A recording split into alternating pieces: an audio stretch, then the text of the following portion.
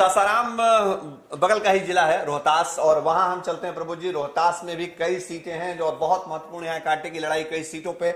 सबसे पहले रोहतास के अंदर दिनारा सीट की चर्चा करें प्रभु जी। हम दिनारा की चर्चा कर लेते हैं। रोहतास में दिनारा सीट की बात कर लेते हैं, और ये सीट इस पर पूरे बिहार की नजरें है। और दिनारा सीट की हम बात कर लेते हैं। दिनारा में अभी जो स्थिति है वो दिनारा की स्थिति यह है कि वहां पर बीजेपी के कद्दावर नेता राजेंद्र सिंह निर्दलीय लोजपा के चुनाव टिकट पर जाकर चुनाव लड़ रहे हैं। और अभी जो फिलहाल हमारे पास स्थिति है वो खबर आ रही है, आज की स्थिति अभी यह है कि जेडीयू के मंत्री जय कुमार सिंह तीसरे स्थान पर पहुंचते दिख रहे हैं। ये बहुत बड़ी हमारे पास अपडेट है, सबसे बड़ा अपडेट आज का। जय कुमार सिंह दिनारा में तीसरे नंबर पर रह सकते हैं। हमारे पास जो जानकारी वहां से जमीनी ग्राउंड रिपोर्ट आई है जो प्रबोध जी बता रहे हैं, राजेंद्र सिंह एक नंबर पर। प्रबोध जी, राजेंद्र सिंह को बढ़त है अभी की तारीख में, चूंकि पूरी बीजेपी वहां शिफ्ट हो गई है। एलजेपी का आधार वोट है, सवर्णों का जितना वोट है वो कहीं ना कहीं राजपूतों के साथ साथ ब्राह्मणों और भूमिहारों का जो कुछ भी वोट है वो राजेंद्र सिंह के पक्ष में जाता हुआ अभी दिख रहा है। और दूसरी ओर देखिए शशि, एक और बात हम और कहना चाहते हैं, लड़ाई जो है वो राजेंद्र सिंह और विजय मंडल में होती हुई दिख रही है। और विजय मंडल भी जीत जाए तो कोई हैरानी की बात नहीं, लेकिन और अभी जो है वहां पर राजेंद्र सिंह आगे दिख रहा है दिनारा सीट पर, जय कुमार सिंह पिछड़ गए लड़ाई में, ये हमको दिख रहा है शशि। बिल्कुल। और दिनारा के बाद हम सासाराम चलते हैं प्रभु जी। सासाराम सदर की जो सीट है जहां रामेश्वर चौरसिया जो है वो एलजेपी के उम्मीदवार हैं। यहां भी चिराग पासवान का फैक्टर और कैंडिडेट बीजेपी के नेता, और चिराग वहां रामेश्वर चौरसिया के सामने जो उम्मीदवार हैं वो जेडीयू में आरजेडी छोड़कर आने वाले अशोक कुशवाहा, और साथ ही साथ यहां जेडीयू के भी उम्मीदवार हैं। तो त्रिकोणीय लड़ाई यहां क्या दिख रही है प्रबोध जी? देखिए, जेडीयू ने डॉक्टर अशोक को टिकट दिया है जो पिछले दफा आरजेडी से वहां पर विधायक हुए थे, और डॉक्टर अशोक इस बार फिर से चुनाव मैदान में वहां पर जेडीयू के टिकट पर लड़े हैं। बीजेपी की परंपरागत सीट रही है यहाँ पर। रामेश्वर चौरसिया बीजेपी के बड़े नेता माने जाते रहे बिहार बीजेपी के, वो जाकर एलजेपी के टिकट पर खड़े हो गए हैं और राजेश गुप्ता को टिकट दिया। सबसे बड़ी बात, माइनस पॉइंट वहां पर आरजेडी के साथ यह है कि राजेश गुप्ता को टिकट दिया, वो उनका पॉलिटिकल कोई बैकग्राउंड नहीं रहा है, किसी तरीके से उन्होंने टिकट हासिल किया। अब किस आधार पर उनको टिकट दिया गया वो आरजेडी के नेता बेहतर जानेंगे, लेकिन फिलहाल यहां पर हो यह रहा है कि रामेश्वर चौरसिया के पक्ष में सवर्ण वोटरों की गोलबंदी है। बहुत ज्यादा वोट नहीं है लेकिन सवर्ण वोटरों की गोलबंदी है। वैसे समाज जो है वो दो जगह बटा हुआ नजर आ रहा है। आरजेडी के पक्ष में हालांकि ज्यादा है, यादव वोट वहां पर बहुत ज्यादा है नहीं, कुशवाहा वोटर्स की तादाद है, कुशवाहा वोटर्स की तादाद है। और डॉक्टर अशोक जो है वो कहीं ना कहीं जो जेडीयू कैंडिडेट है वो कुशवाहा वोटर्स को अपने पक्ष में गोलबंद करते दिख रहे हैं। तो आज की एडवांटेज कह सकते हैं एडवांटेज जेडीयू है वहां पर सासाराम विधानसभा क्षेत्र में। चिनारी विधानसभा सीट प्रभु जी, चिनारी में जेडीयू और कांग्रेस। जेडीयू से यहाँ ललन पासवान जो एक समय रालोसपा से थे और रालोसपा से जीते और बाद में जेडीयू में शामिल पहले जेडीयू से जीत चुके हैं, जेडीयू में जीत चुके हैं, बाद में गए थे। और दूसरे जो उम्मीदवार हैं कांग्रेस से यहाँ से मुरारी गौतम, ये इन दोनों के बीच सीधी टक्कर है। वहां पे एक जो यहां पे गणित क्या कहता है प्रबोध जी?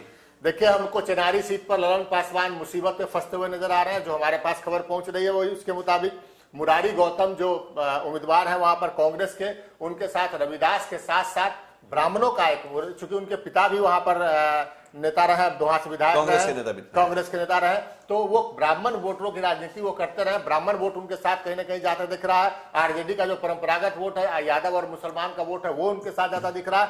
तो ललन पासवान मुश्किल में है क्योंकि छेदी पासवान का विरोध शशि झेलना पड़ रहा है, और एलजेपी से उनके भतीजे। और आप याद कीजिए, छेदी पासवान ने पिछली बार अपने बेटे को टिकट दिलवाया था, इस बार जो है उन्होंने अपने भतीजा शेखर पासवान को खड़ा कर दिया वहां से। तो मुश्किल है वहां से।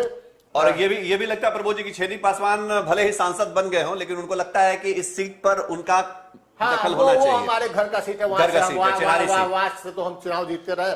और उनके भतीजा, हम बता दें, वो जेडीयू में हुआ करते चंद्रशेखर पासवान, और मोहनिया से जेडीयू के उम्मीदवार भी एक दफा रह चुके हैं और वो वहां पर जाकर चुनाव लड़ गए हैं।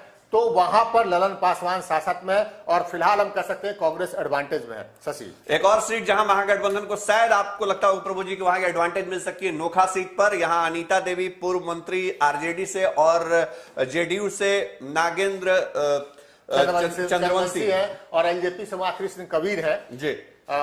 तो पासवान जाति का वोट वहां एलजेपी उम्मीदवार को मिल सकता है, लेकिन एडवांटेज हम फिर से कहेंगे एडवांटेज वहां पर नोखा से अनीता देवी को मिलता दिख रहा है जो मौजूदा वहां पर विधायक है।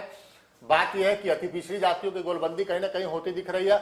और वहां पर होता यह है कि नागेंद्र चंद्रवंशी को जो जेडीयू के उम्मीदवार है उनके पक्ष में राजपूत वोटर्स जा रहे हैं, तो जहां राजपूत वोटर्स जाते हैं उनके खिलाफ गोलबंदी हो जाती है पिछड़ी जातियों में। कल भी हमने देखा कि एक जगह गोलीबारी की घटना आई नोखा विधानसभा क्षेत्र में, वहां पर दलितों और राजपूतों के बीच में, हालांकि कोई घायल नहीं हुआ लेकिन गोलीबारी की खबर आई, इसकी पुलिस ने पुष्टि नहीं की। तो वहां पर नोखा में अनीता देवी के पक्ष में अति पिछड़ी जातियां और इसके साथ दलितों का एक तबका और उसके साथ साथ यादव और मुसलमान का वोट, तो अनीता देवी फिर से वहां पर आगे दिख रही है और नागेंद्र चंद्रवंशी नए उम्मीदवार हैं जेडीयू के, वो पीछे जाते दिख रहे हैं। फिलहाल रातों रात कुछ उलटफेर हो जाए तो अलग बात है। काराकाट विधानसभा सीट प्रमोद जी, बीजेपी और माले के बीच आमने सामने की टक्कर। यहाँ राजेश्वर राज हैं बीजेपी से, जो पूर्व विधायक रह चुके हैं इस सीट से। पिछली बार जो है वो संजय यादव से हार गए थे और इस बार माले को ये सीट तेजस्वी यादव ने दे दी है प्रमोद जी। वहां से अरुण कुशवाहा माले के उम्मीदवार हैं। अरुण कुशवाहा माले के उम्मीदवार है और हम आपको बता दें काराकाट सीट एक ऐसी सीट है जहां पर हम देखा कि माले का बहुत प्रभाव रहा है शशि। और आप याद कीजिए, हमने पिछले साल देखा कि भैया राज भारती वहां पर पिछले दफा 2015 के चुनाव में देखा भैया राज भारती माले के उम्मीदवार थे और माले अकेले खड़ा होकर भी 23,000 वोट ले आई थी।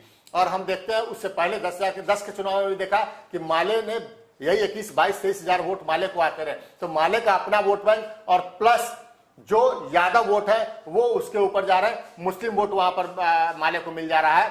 तो ये मिला के एक बड़ा फैक्टर वहां पर बन जा रहा है। तो राजेश्वर राय जो पहले जेडीयू के नेता हुआ करते थे वहां से विधायक रह चुके हैं, तो राजेश्वर राय थोड़ा सियासत में पड़ते दिख रहे हैं, माले को वहां बढ़त मिलती दिख रही है फिलहाल काराकाट विधानसभा क्षेत्र में। बिल्कुल। और डेहरी विधानसभा सीट, बगल की सीट सासाराम सदर विधानसभा सीट के बिल्कुल पास वाली सीट, वहां पर बीजेपी के जो कैंडिडेट हैं वो भी यादव जाति से आते हैं, आरजेडी के भी कैंडिडेट यादव जाति से हैं। तो यादव के लिए अपने आप में लिटमस टेस्ट प्रपोज दी। और सबसे अहम बात की बाबू साहब वाला बयान जो है वो इसी विधानसभा सीट पर चुनाव प्रचार के दौरान तेजस्वी यादव ने दिया। बाबू साहब वाले वोट जो बयान है इसका फैक्टर हमको देखने को, वो उसका असर देखने को मिला वहां पर डेहरी में। लेकिन डेहरी में हम सत्यनारायण सिंह उपचुनाव में वहां पर चुनाव जीते थे। इलियास हुसैन की सीट ये हुआ करती थी, वहां पर उनके परिवार के किसी व्यक्ति को टिकट न देके वहां पर, या मुस्लिम और उनकी बेटी को आसमा परवीन को भेज दिया गया महुआ, तो वहां पर जेडीयू ने टिकट उनको दिया है। आरजेडी ने कोई इलियास हुसैन या फिर मुस्लिम तबके से, मुस्लिम समाज से किसी व्यक्ति को टिकट नहीं दिया है। तो वहां पर फिलहाल जो सत्यनारायण सिंह है बीजेपी के विधायक है, सिटिंग विधायक है, उपचुनाव में चुनाव जीते थे, उनका पलड़ा थोड़ा भारी लग रहा है। हमको लग रहा है कि वो थोड़ा आगे है। और इसके अलावा हम चलते हैं करगहर सीट पर। करगहर सीट पर शायद एनडीए के लिए अच्छी खबर नहीं प्रमोद जी। करगहर सीट पर देखिए समीकरण बहुत उलझा है। करगहर सीट पर वशिष्ठ सिंह वहां पर जेडीयू के हैं, उम्मीदवार है, विधायक है।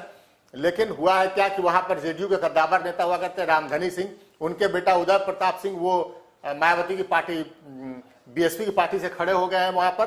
तो एक कुर्मी वोट बैंक, वहां पर कुर्मी वोट बहुत ज्यादा वशिष्ठ सिंह उसी तबके से आते हैं, रामधनी सिंह उसी तबके से आते हैं। लेकिन जो रामधनी सिंह के बेटे लड़ रहे हैं उदय प्रताप सिंह, उनके साथ जो मायावती का वोट बैंक है, जो रविदास वोट बैंक वहां पर ठीक ठाक है, वो उनके साथ है। तो वहां पर सांसद में लगते दिख रहे हैं वहां पर। और कांग्रेस ने वहां से संतोष मिश्रा को खड़ा किया है, ब्राह्मणों की आबादी वहां पर है। वहां पर आप देखेंगे कि राजपूत वोट है वो गबरू सिंह जो